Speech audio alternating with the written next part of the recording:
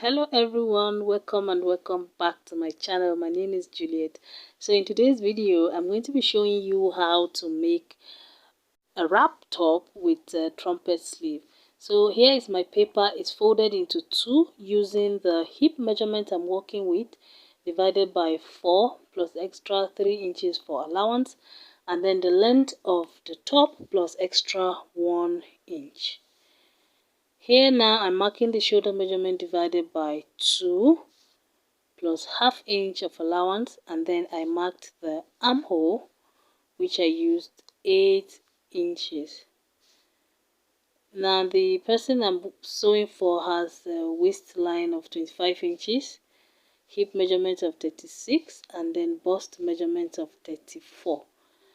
So I marked 3 inches in, 2.5 inches in rather, and then half inch down on the armhole side, and then I slanted out as you can see, and then I'm marking the neck depth of 1 inch.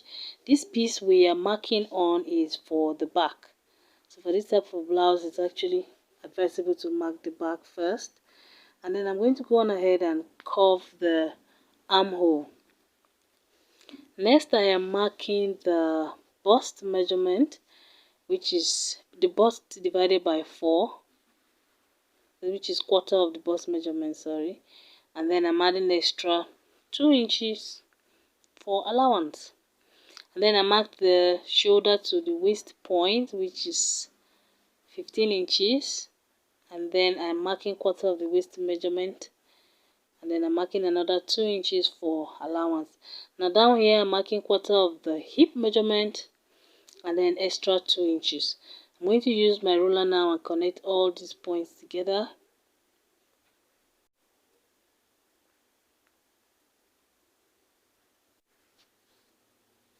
If this is your first time here, kindly click the subscribe button. We upload sewing tutorials every week. I'm sure you don't want to miss that. Thank you. Also give this video a like if you are enjoying it. So now we are cutting, starting with the neckline, and then the shoulder slope, and then the armhole, and then we are cutting the sides.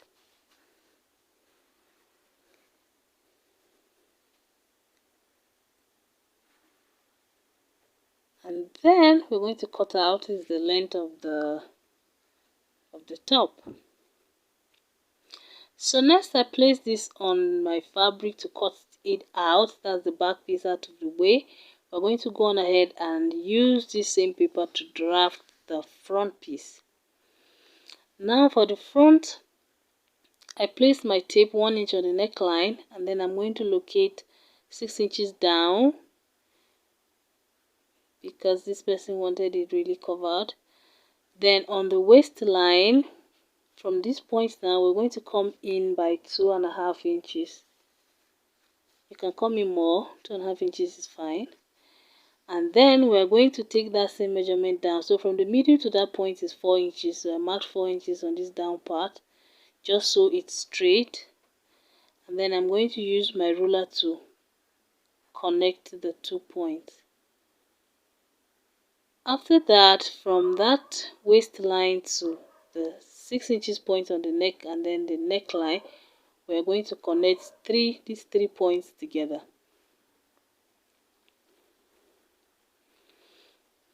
Now this is what we are going to use for the front. This other part now is cancelled. We are going to cut that out. We will not be needing it again.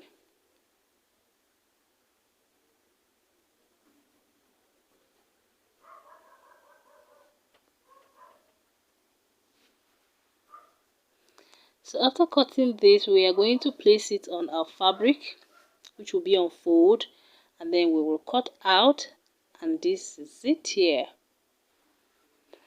I've gone ahead to also cut the tie that we're going to be using. This is 4 inches wide and it's very long. It should be at least, let's say, twice your waist measurement.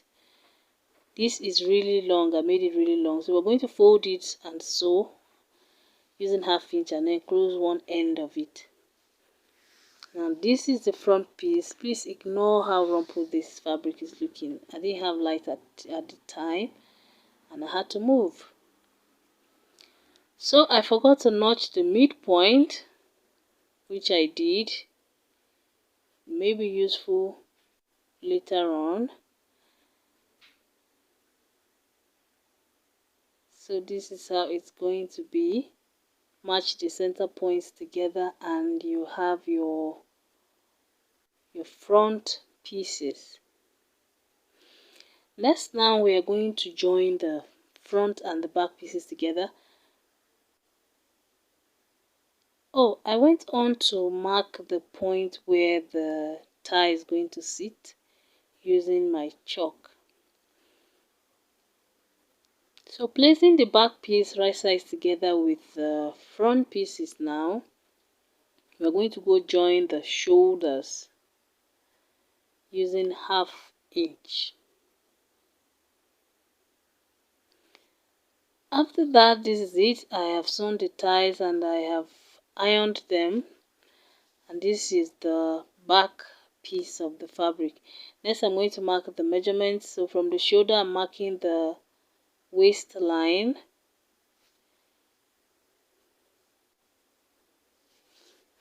and then we are going to mark our measurements, the quarter of the bust measurement here, and then quarter of the waist measurement on the waistline, and also quarter of the hip measurement on the hip line. Using my ruler now, I'm connecting both points together, and I will also try to blend that waistline so it's not too pointed. Turning to this side and repeating the same thing, marking from the shoulder to the waistline. I'll make the mark and then mark the quarter of the bust measurement up here, quarter of the waist measurement on the waistline, and then quarter of the hip measurement on the length of the fabric of the top. So if you are yet to like this video, I want to kindly remind you to please click on the like button. Thank you. So I'm going to connect the point again, as you can see, and also blend out that waistline so it is not too sharp or too, yeah. So next we're going to go join the together on the sides, that's the front and the back. We're going to go now and sew. The same thing for the opposite side, but we are going to leave an opening on one side of this dress. I had already placed it on my body and I marked the part where I want it to go in. So on the part where the belt will be going in, we are going to leave an opening of about 2 inches.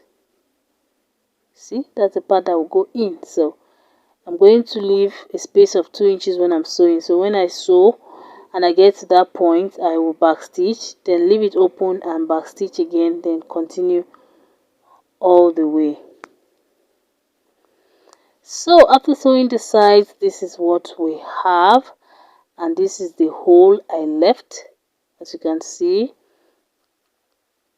So next we're going to finish the front, or the neckline rather, with the bias strip. So I'm going to be placing this belt at the point where it's supposed to sit. I already made a mark, so I'm going to pin it there.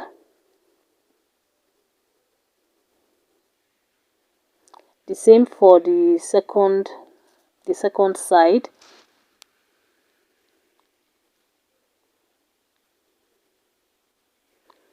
Pin it right on that point, and then we're going to use a bias tip, ready-made bias, to finish that point. So we're going to place the bias on the right side and sew using 1/4 inch all the way around. Then we'll turn it to the inside and then stitch it down.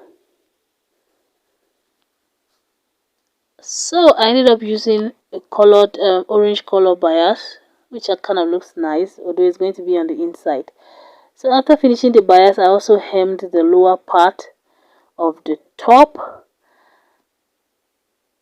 and we are going to go on ahead and cut out the sleeve.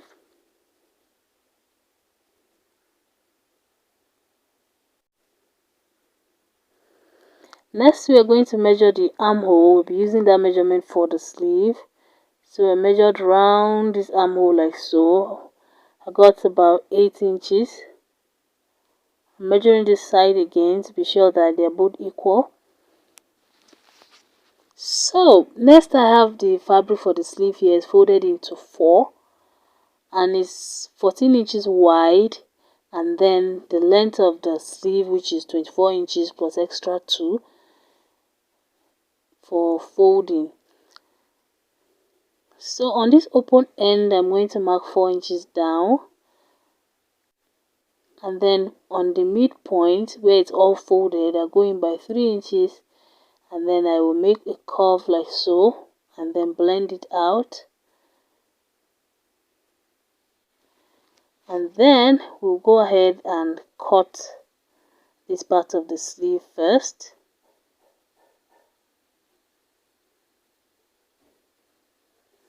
Next, I will measure around this curved part until I get to 8 inches. Then I'll make a mark, and then I will mark extra 1 inch for allowance, and then I will connect that point to the edge of the sleeve in a slant like so. After that, I will come up by 1 inch, and then I will curve in, as you can see. Then it's time to cut, and it's also time to click the like button if you haven't already. Thank you. So next, we're going to go join the sleeves together, right sides together, using 1 inch, and then we'll go ahead and hem the lower part as well. After that, it's time to add it to the dress. We're going to match the side seam of the dress to the side seam of the sleeve, making sure that they are matching. They have to match. Then we will match the midpoint of the sleeve to the shoulder, right sides together. After that, we will take it to the machine and sew. The same for the second sleeve, and that is it for this beautiful top. Thank you so much for watching, you guys. Thank you for all the love that you always show me. Please click on the subscribe button if you haven't already. Like this video and share it with your friends. I will see you in my next one. Bye bye.